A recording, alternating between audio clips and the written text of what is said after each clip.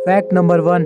Dolphin सोते समय अपने आधे दिमाग से सोती है, इसलिए वो एक आंख खोलकर सोती है। Fact number 2।